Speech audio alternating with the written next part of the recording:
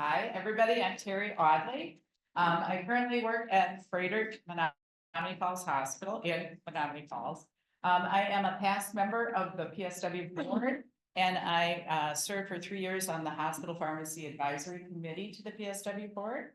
I also am now a member as of January of the Wisconsin Pharmacy Foundation.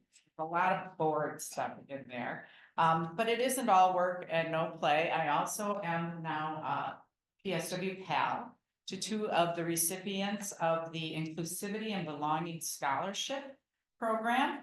And I sit on the Chris Decker Scholarship Qualifying Planning. Get to have a lot of fun as well. There are plenty of opportunities. Any of you are interested in getting involved in PSW, come talk to me. I can help you find something that you enjoy. Now, this session is available for continuing education credit for pharmacist learners and is entitled Empowering Excellence and Accreditation Standards Review. Dr. Don Janzik is the Assistant Director of Pharmacy Services for Mercy Health, an integrated health care delivery system in South Central Wisconsin and Northern Illinois. Additionally, he serves at Joint Commission Resources as a medication management consultant. He brings extensive experience in clinical and administrative health system pharmacy practice and is licensed in Wisconsin, Illinois, and Minnesota. Additional information about speakers can be found in the PSW conference app. Please join me, Dr. Janzik. That's very good. Thank you, Terry. Relevant financial relationships, like Terry said, my full-time job is as Assistant Director of Pharmacy for Mercy Health. So integrated healthcare delivery system, South Central Wisconsin, Northern Illinois. But I've worked with Joint Commission on the accreditation side for about 3 years on an intermittent basis. I'm now on the consulting side as a medication management consultant. They send me out to give presentations like this, or some organizations bring on Joint Commission resources to have a mock survey team. I'm not here representing Joint Commission resources. I'm not selling anything. I'm here representing Mercy Health. And the objectives here is we want to list some frequently cited medication management standards, describe some strategies. The goal here is I want to give you information as to what's happening on survey to prepare you for your upcoming survey. Identify recent changes in the survey process, summarize the Joint Commission position on texting of orders, and then evaluate. We're going to go through some mock survey trace scenarios. So first of all, I always bring this slide in. It's really all about patient safety. It really is. It's not about the next survey. It's about your next patient. So if you think about from that perspective, certainly that'll be continuous survey readiness, but just think it from the patient medication safety perspective. If we look at, and this is published in Joint Commission Perspective, which is their official publication. If you look at the hospitals that are surveyed in 2023, over 1,300, of all of the standards, this is hospital accreditation manual, MMO 60101 EP3 is number 2. Medication administration follows prescribed orders. That continues to be a challenge for many organizations. If you look specifically at the detail about findings specific for the medication management standards, again, 060101 EP3, med orders, not following orders, safe preparation of medication. They're also going to be certainly looking at expired drugs, storage, and I'm not going to read all of that, but you can tell that 52% not following orders. So the survey process, oh no, what is really changing? So there are some changes. You may or may not be aware of this, but then they're adding a pharmacist to the surveyor team. And this is for hospitals that are part of the National Comprehensive Cancer Network. So if you're part of that network, most likely you're going to see a pharmacist. Anybody a part of that network? Nope. Okay. They will not just survey for oncology, they're going to look elsewhere. Updated system tracers. So there's data session, there's infection control, and there's medication management session. Now, prior to COVID, those were separate sessions. We had medication management session, we had infection control. COVID hit, and they brought all of that together in one session in a room for about an hour and a half. That's a lot of material to cover. They now changed this format, which is a good approach. The infection control med management system no longer evaluated in the meeting format. They're going to block a tracer time to do a primary focus. So what they could do is, and it depends on the surveyor team, is they're going to identify maybe a high-risk med, trace that med, and if there's any questions, that could ask you to bring a team together to talk through this. Infection control is going to be continuous, and then there's going to be a different data session. So this is as effective May 1st. There also been some changes in the hospital standards. They wanted to simplify the standards because some of them are just, they serve us well, but many organizations have changed their processes and now they're in line with these standards. So they remove this. It's not that, for example, concentrated electrolytes are kept in patient carriers units only when patient safety necessitates.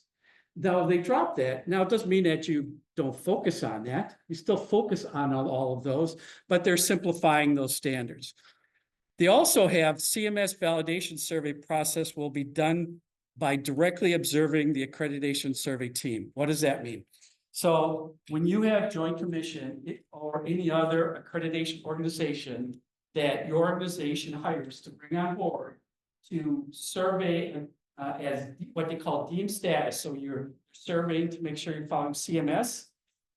After that survey, CMS will take 2 or 3% of those surveys and come back with a validation survey, just to make sure that they did a good job.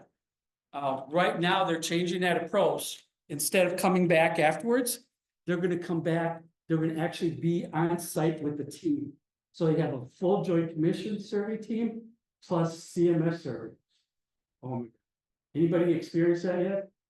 You have. Last week. Oh, how did that go? Was it good? I'm going to tell you that they're going to have a strong focus on the standards. Yeah, so we can talk more afterwards. I'd be curious on that.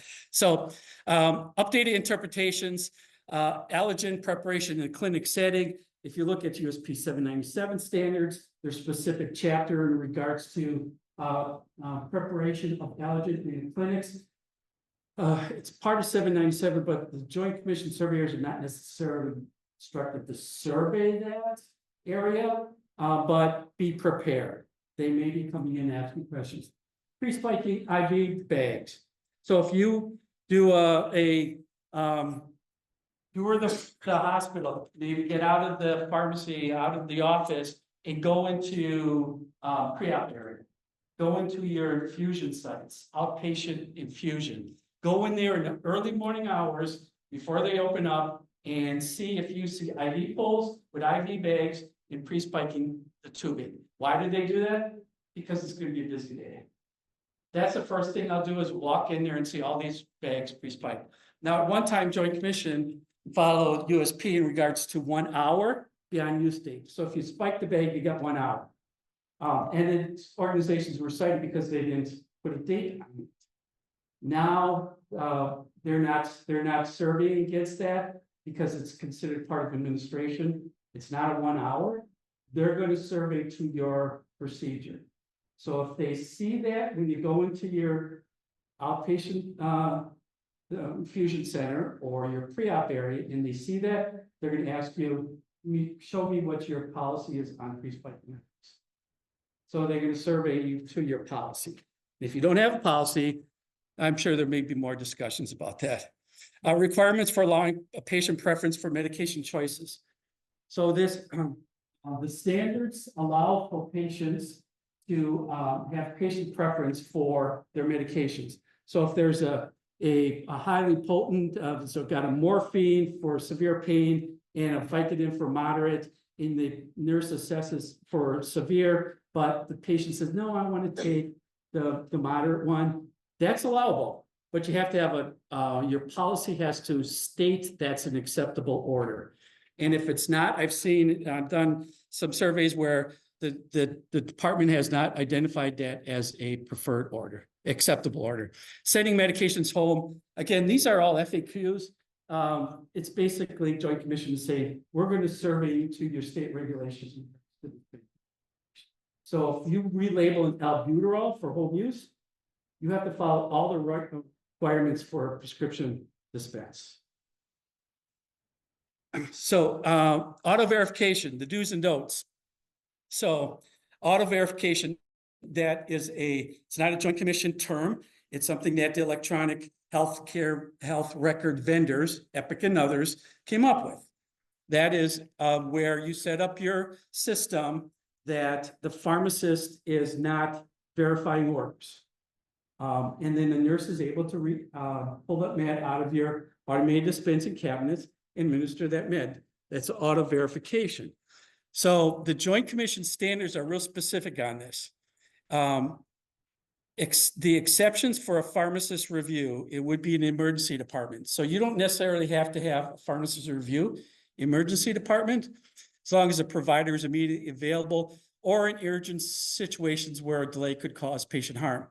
Also, radiology service for a direct supervision of a patient during and after IV contrast. Are you giving any other meds in radiology other than IV contrast? Are your pharmacists verifying those orders? You may be challenged on that. So you cannot risk assess out of pharmacist verification. So some organizations, and I know this is a hot topic, especially at ASHP, is that, oh, we're going to do a risk assessment. I don't have to, this is an OTC. This is, just a topical ointment. We don't have to do it. Well, according to the Joint Commission and CMS, you have to have a pharmacist verify those orders, except in those two situations. So pre-filled saline, heparin syringes, that's not a medication, but do you have a 503B that's preparing your heparin flushes? Would that be considered a medication? And then again, any pharmacy prepared flushes. Use of secure texting. So this has been a change from Joint Commission standards on this. At one time, they did not allow for you to text orders through a secured platform. Now they are saying that, and again, this is in perspectives, that you can, but it's got to be a secure text platform. You need to implement policies and procedures to routinely assess the security integrity. Confirmed text orders are dated, timed, authenticated, and properly captured electronic health record, and ensure the information is transmitted in accurately written, properly completed, properly filed, retained, and accessible. All of that. So when I go on a mock survey, when I do the tracers, I ask pharmacists, I ask nursing, I said, okay, if you get an order and needs a clarification, how do you get that information clarified? Oh, we call the physician, or sometimes I'll text them. Did I hear texting? I said, well, tell me about your texting. Do you ever get orders back from a physician with, oh yeah, change that hydrochlorothiazide to 25 daily? And you accept that? You're gonna have more discussions with the surveyor. Because you have to meet, if you do that, you have to meet all these requirements. So what oftentimes I find on tracers is that what the organization thinks is happening and what's happening at front end is different. Okay, so do your walkarounds and do the assessment. So I want to talk about medication administration. Again, 52% non-compliance. This is just, if you look at what's happening over the years, we had, if you look at the MMO 601, that top score in 21, we're at 49%. In 22, it jumped to almost 60, 64, 65. It's dropping. But the point here is that it's consistent, staying on top. So what are we doing about this? So before administration, individual administering the medications, they have to go through all this. So the nurse got to verify the med selected matches the order. visually inspect that, verify the medication's not expired, no contraindications. And this is the key, and I highlighted this, verify that medication is being administered at the proper time, the prescribed dose, and the correct route. Oftentimes, more organizations are having findings because they're not following this. So for example, typical findings, medications administered was not one ordered for the patient. Gave a med and there's no order. Titration's not administered at the correct time and intervals. We'll talk more about titration orders. Another example, a patient had an order for Benadryl, 25 PO, or IV every 6 hours. In this case, it would be for nausea and vomiting, but policy stated to administer oral before IV. Medical record revealed IV dose was given prior to oral. I've been seeing these on findings on these mock surveys. And the nurse administers the patient's analgesic based on patient preference without an order which specifies the parameters for patient choice. So you have to have, if you do have a patient preference, it's got to be in your policy that's an acceptable order. You also need to make sure that when that's ordered and it appears on the MAR, it allows it's telling the nurse, as a physician, I'm allowing you to have patient preference. Questions?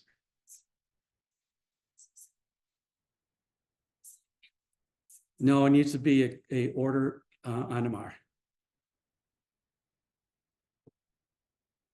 Good question.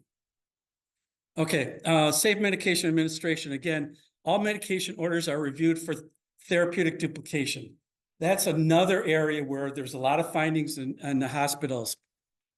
Consultative, pharmacy owns this.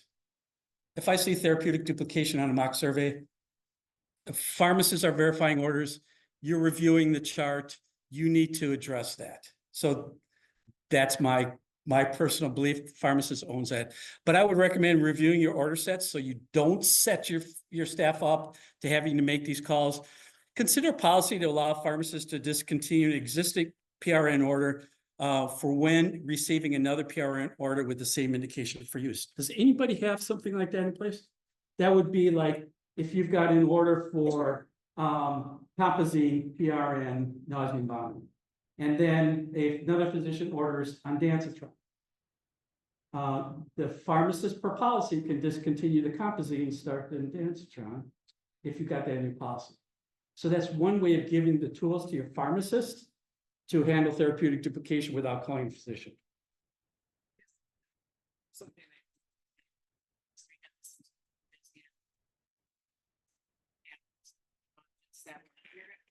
Patient preference, I think if lower dose and order, you have to have an order for that lower dose. Right. And now, if I have got an acetaminophen 1 gram PRN through 6 hours, and then I have a 500 PRN through 6 hours, so that I do have that available should it be the patient's preference. Now I've got duplicate orders, so how do you fix that? Okay, so in your example, we got a Tylenol 1 gram and then 500, both PRN, same indication for you. Okay, so same level of pain, that's therapeutic duplication. Right, so you have to manage that. So you could, one is you have to take accept one order and discontinue the other, or allow for range orders. You could still set up your policy to allow range orders, so it'd be 500 to 1,000. No, if you have one order for Tylenol, 500 to 1,000 milligrams every 4 hours pain, that's not therapeutic duplication if your policy allows for that range order.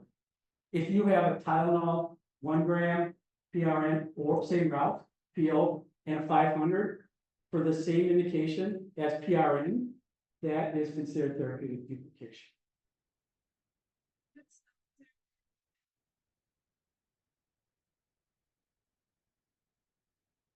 So good point. Yes, you can do the or, but then I would look in the order to see, is it clear to the nurse as to which one to give first?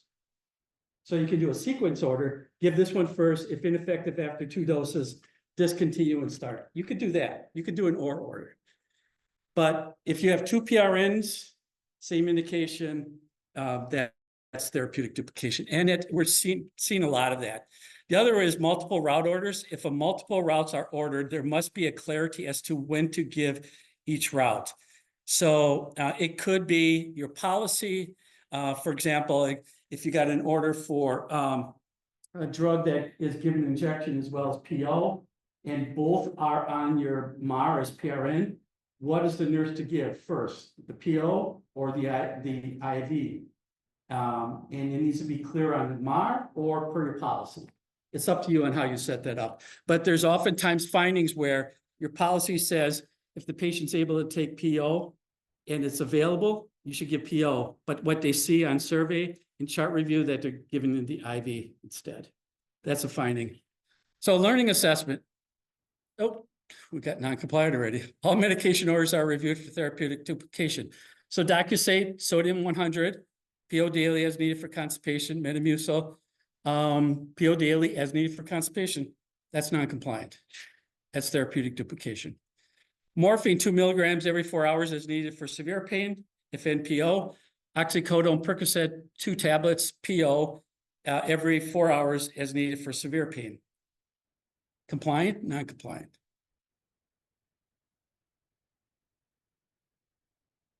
It'll be compliant, yeah. Complex order management. So it does take a team. So pharmacy can certainly do what they can to update order sets and get everything subs, there's clear orders, but you really have to work with nursing physicians to get everything in place here.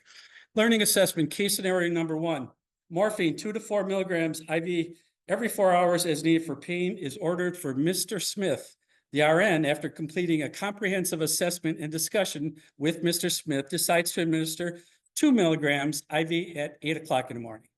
After 1 hour, Mr. Smith continues to have pain. The RN decides to administer morphine 1 milligram IV. Patient is reassessed in 1 hour and has achieved goal pain control. Would this be scored by a survey as non-compliant, compliant, or is more information needed?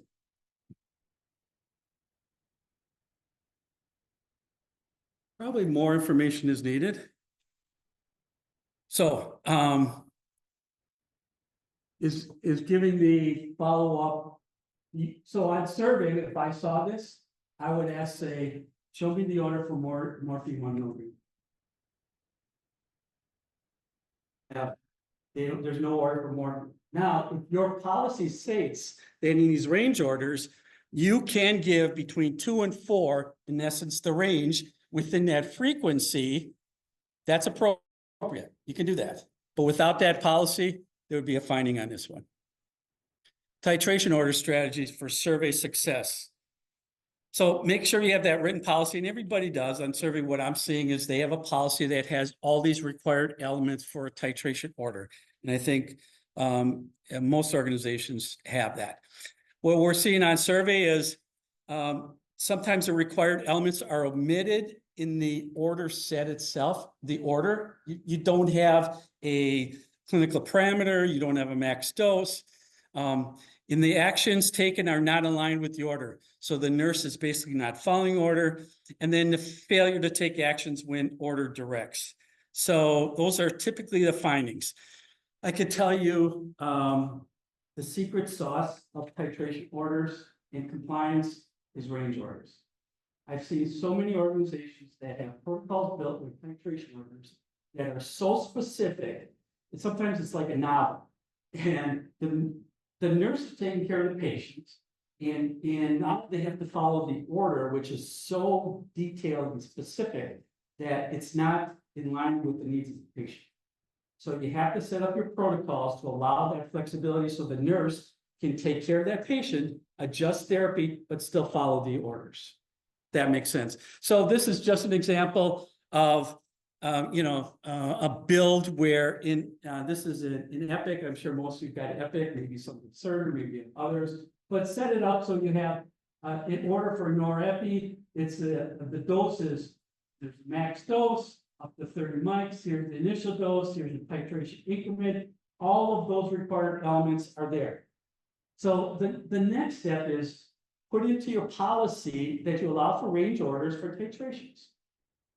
And then put that in there, and then build your order set saying, asking for the same information, but for the titration increment and titration interval, it says up to. So they can pick 2 mics and be up to 2 mics. So what does up to mean? It'd be from 0 to 2. Give that latitude for your nurse to make that adjustment while still following the order. So that's one example. The other example is you can set it up, same sequence, but then on the bottom, the initial titration increment is, in this case, 1 mic per minute. Subsequent adjustments to titration increments up to this value. So that value is certainly low, but if it was 5 mics per minute, and then you have an order that says you're going to start at 5 mics, but subsequents you can do 4, you can do 3, you can do 2. Your nurses are going to love this, and I can tell you that's the only, to me, my opinion, that's a secret sauce of titration orders.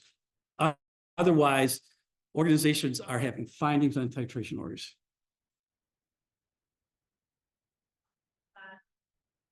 Is that still standard? Well, you basically have to make a policy of like how to determine where the range goes. Perfect. You are correct. On range orders, Joint Commission has generally taken that approach. And so making sure you have a consistent process. That is actually my next slide. That's okay. But anyway, range orders are not prohibited. You can put in range order initial rate, titration frequency, and your endpoint. But very good question, because now a Joint Commission is gotten back on this, that the nurse may use current patient physiological status in determining the appropriate dose in the range, or provide clear orders as to where within the range to begin titration. And this would be in your clinical settings or procedural settings only for titrations. So you could do that. And I would recommend you doing that otherwise people are getting findings on titration orders. The other thing is managing infusions when pausing and titrated medications. So I put this in there because I've been seeing this on some of the mock surveys. Pausing is not the same as discontinuing the infusion. So it's acceptable to intermittently pause an infusion of a titrated med. So for example, you got a patient in ICU, they're on norepi. It's an active order, patient stabilized, now they're weaning the patient off. And then all of a sudden they stop the infusion. Most times I see the norepi is still an active order, right? And then all of a sudden the patient's not stable anymore. And it's been 12 hours since you stopped it or paused it. Where do you start? How do you restart it? You start at the beginning of the order, the most recent rate. You have to have clear direction on pausing of orders. So it could be a physician order must be present specifying how to restart, or just set up your policy as to where to start. Or it could be your policy says that if you pause for more than 24 hours, it's automatic stop. Set it up that way. Otherwise, people are getting caught up with this. Managing fusions when pausing titrations. An infusion should be discontinued from the MAR only in the following situations: ordered by the authorized provider or based on some clinical criteria. Again, automatic stop order per policy. Compounding. I'm not going to get too much into compounding. We all know that the new USP 797, not going to review this. We've been having USP 797 since 2008. If we haven't gotten it at this point, I'm not going to be talking about it. I will tell you what we're seeing on findings, and I'm not going to go through all these classes. They did update, the Joint Commission updated the standards to pull in USP 797 into the MM standards, where pharmacist supervisors compounding, you have to develop policies and procedures. You have to assess competency, everything related to USP 797. National Patient Safety Goal was also updated in regards to labeling syringes, medicine cups, and basically in the procedural areas. It used to say expiration date when not used within 24 hours, expiration time when expiration occurs in less than 24 hours. They got rid of all that. And you just put an expiration date and time in there. And I think that's another risk area. If you do mock surveys for continuous survey readiness, I would recommend going through the procedural areas see what your anesthesiologists are doing in regards to labeling of these syringes. Joint Commission survey. The surveyors are going to have this checklist. I think most of you have seen this checklist. Yeah, and if you haven't, you go to your, whoever's in charge of your accreditation, at your organization. They've got what they call an extranet, which is the Joint Commission kind of like website for the hospital. They can pull this document up. Use this as your guide to look at your compliance, because surveyors are basically, these are physicians. They don't know your compounding. They've been educated, but you know more about your compounding procedures in your area, plus being a pharmacist, trust me, than many of the surveyors. They are going to use this checklist, so I encourage you to go through that process. Competency assessment, I think what I've been seeing is that oftentimes organizations don't have all the required elements for competency. And at some of the organizations I've seen where you have a written test and they score it, and then I ask them, well, what's the passing score? Yeah. You have to identify a passing score if you're going to grade someone. So take a look at that. Focus on competency assessment.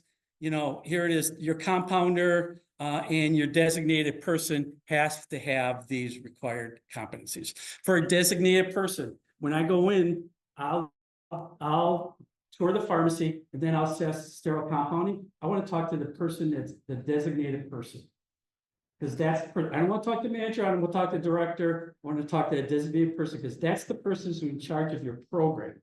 And the one question I ask is, what kind of competency have you had to demonstrate to the organization that you are qualified for this position?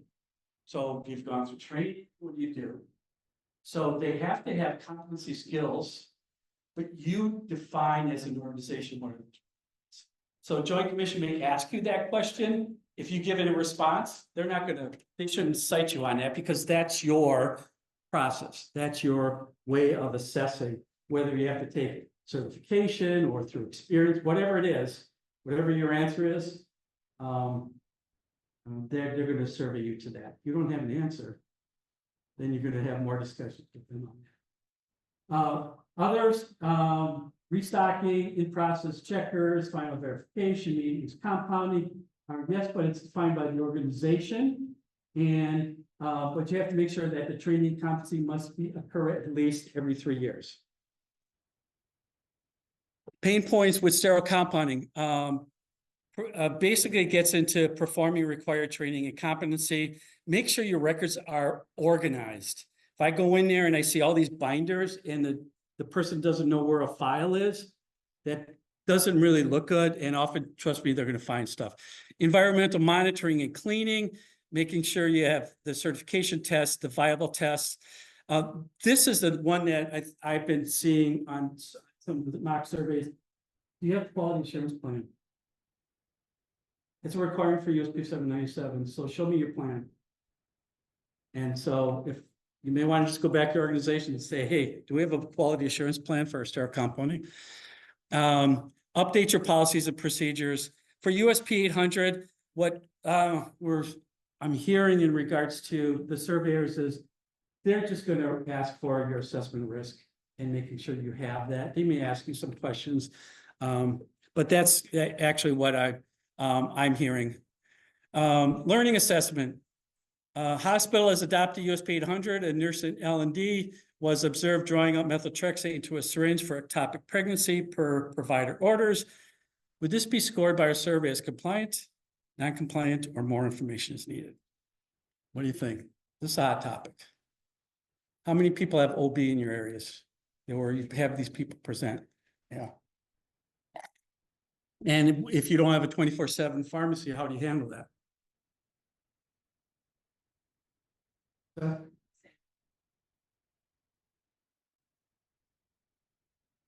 It depends. That was kind of a trick. Okay. So if you, so this oftentimes a situation, so methotrexate, you have to have that in your assessment of risk, how you're handling methotrexate.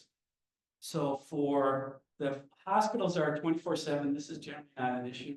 You can generally prepare methotrexate for administration in your ED if a mom presents. The challenge is your critical access hospitals, you're non 24/7. What do you do off hours? And it generally happens like 9 o'clock on a Friday. Pharmacy is closed. Now what do you do?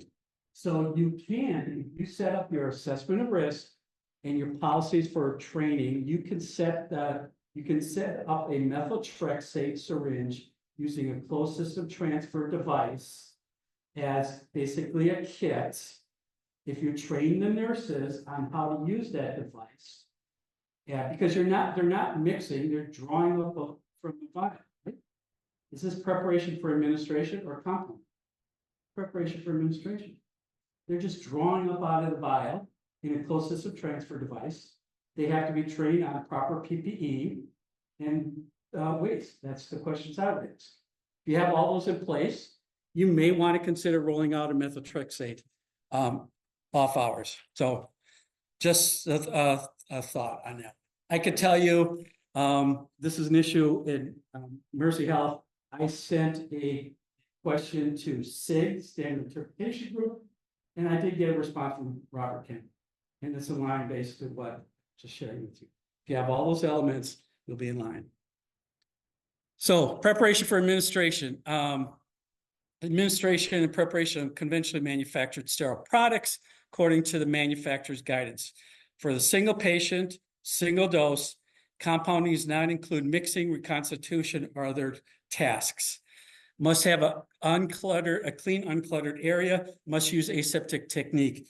I can tell you, go into your organization, do your mock surveys, your rounding, and go into your med rooms and ask the nurse where they're preparing these syringes. Sometimes they'll do it at the bedside. If they're doing it in the med room, I would want to see a clean designated area for that compound or that preparation.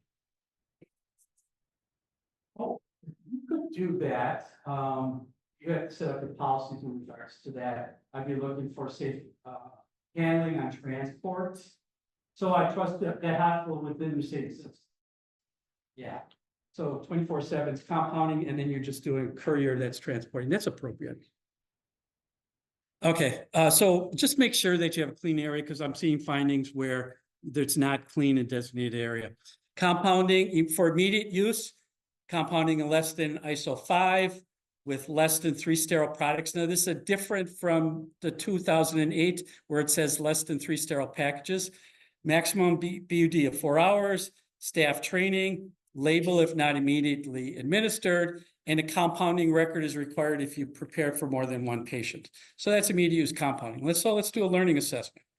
A nurse working in an offsite urgent care unit receives an order for ceftriaxone 1 gram IM for acute bacterial rhinosinusitis. In an 8-year-old pediatric patient, the IM injection is prepared using sterile technique as dedicated at the dedicated clean preparation area within the nursing unit. It is prepared following manufacturer direction for reconstitution with 1-to-1 sterile water for injection. Is this, oh, there we go. If given immediately as an IM injection, this would be considered, it's preparation for administration. Okay. So what is compounding? So if you got a medication is drawn up in a syringe, immediately administered, that's not compounding, preparation for administration. And it's back to methotrexate. Medication is added to an IV bag and administered to a patient. That's compounding. Medication is drawn up in a syringe in anticipation of the need for a surgical case or procedure. This is typical, in the OR setting. That's compounding. Coupling a medical vial to a bag via marketed coupling device and immediately administered. That's not. So your mini bag plus your advantages, it's not compounding. Preparing alteplase for use in ED, that's not considered compounding. So let's do another learning assessment. Case number 4. An ICU nurse working night shift receives an order for norepi continuous infusion. It's an urgent situation. The pharmacy is closed. Hospital normally stocks premix formulation, but because of the drug shortages, that premix is no longer available. The organization policy allows for this mixing. The RN has completed required competency and decides to prepare the infusion of 8 milligrams and 250 of D5W, following the hospital standard concentration guidelines, following the manufacturer recommended guidance using 2 of the 1 milligram per ml, 4 ml vials, and then a D5 250 bag. True or false? The infusion was started immediately and labeled with a BUD of 4 hours. After 4 hours of infusing, the remaining infusion is considered expired and should be discarded. True or false?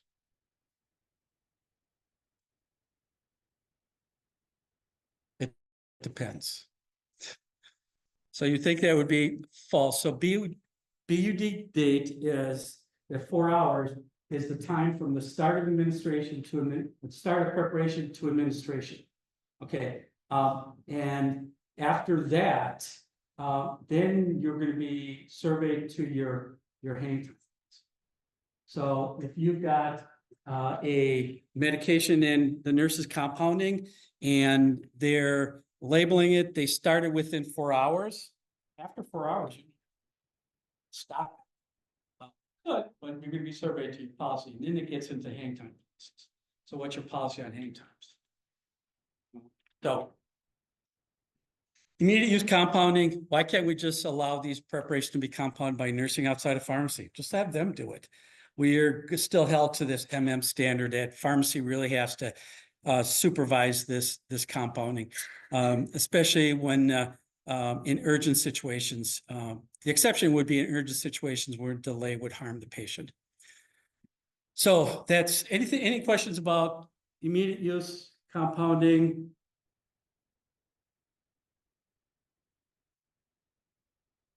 Drug diversion. There was a quick safety publication put out. Certainly, we're focusing on controlled substances.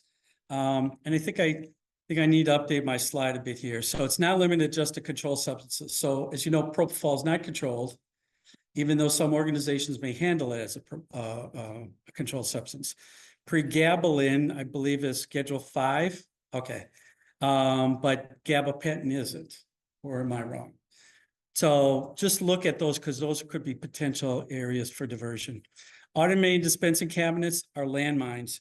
So if a cabinet is profiled, yeah, we got pharmacists verifying orders, except for the overrides. And then if it's non-profiled, it's an open cabinet. So you have to be monitoring all of those. Timeline to remove the access. And then the review of overrides. So make sure you're reviewing your overrides. If you have a nurse that's taking a medication out of an Omnicell or a Pyxis unit, are you tracking how long it's taking before they administer it, waste it, or returned?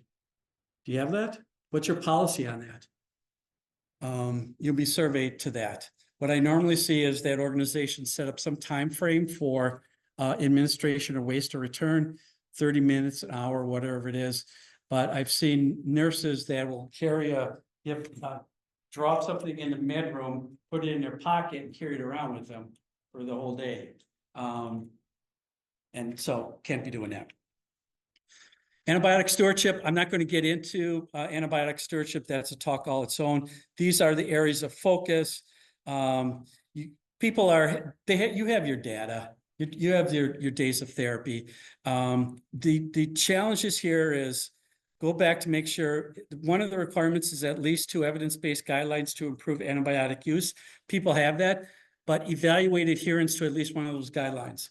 So show me your data in regards to your physician's compliance to the guidelines. You have that? Can you show that to me? What are you monitoring to compliance with your guidelines? And the other thing is there's a requirement for competency and training. So I'm going to ask you, show me the competency.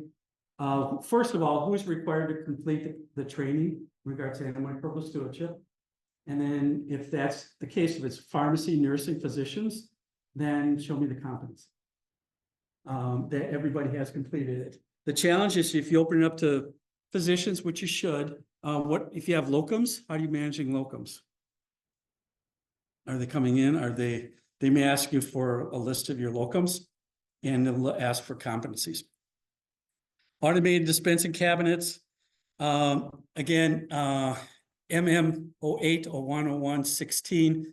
If you're using it, you have to have a policy that describes the type of medication overrides that will be reviewed for appropriateness and frequency. You don't have to do 100%, but you have to have that policy. Sample strategies. identify removal of medication without an order. So they pulled the med without an order. Require documentation over the right reason. I think many have that set up in their Omnicels or Pyxis. Evaluate the rates per unit, per individual, and the time the order was received compared to time removed or on the override. So things to consider. Drug shortages. I'm sure you're not experiencing drug shortages, but there's a requirement that the hospital follows a process for communicating medication shortages. There's a written medication substitution protocol and communicate the medication substitution protocol for shortages. So how are you managing that? Now, I'm sure many of you are using this, take advantage of your electronic health record and set it up so that the prescriber, in this case, it was lorazepam shortage. Got a lorazepam shortage, set it up in Epic so they get that alert saying, hey, I'm ordering lorazepam. Sorry, it's in short supply. Here's alternative agents to use or oral therapy. So you do that and that would show that to the surveyors. They're going to move on to something else. Learning assessment. Organizations that choose to text patient information orders are required to I'm not going to read through all of this, texting policies. You have to date and time, ensure all the information is there, all of the above. And the answer would be, all the above should be. Okay. Effective May 1st, 2024, system tracers for infection control medication management are no longer evaluated in meeting format. True or false? That would be true.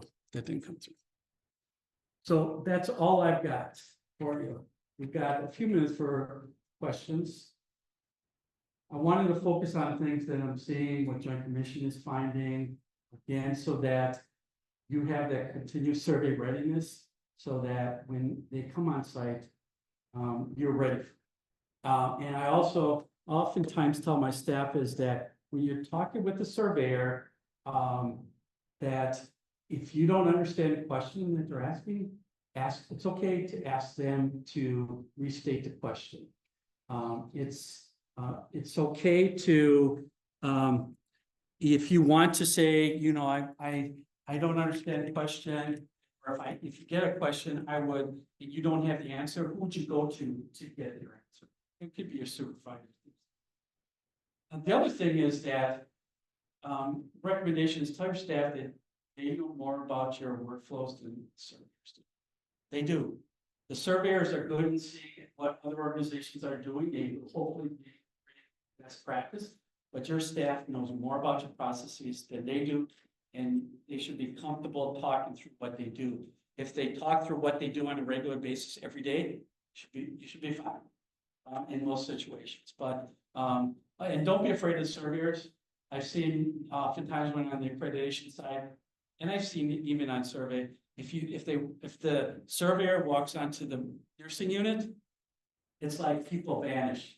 If they had evacuation plans as good as those scenarios, it'd be pretty good. But there's many organizations I've been at where they just kind of gravitate. They want to learn more. They ask questions, which is good. I think you need to really engage. So hopefully that was helpful. I'm certainly available afterwards if you've got any questions. You've got my contact information, and I should probably hit the next button for a score. There's the magic number, which I should probably write down myself. Very good. Thank you, everybody.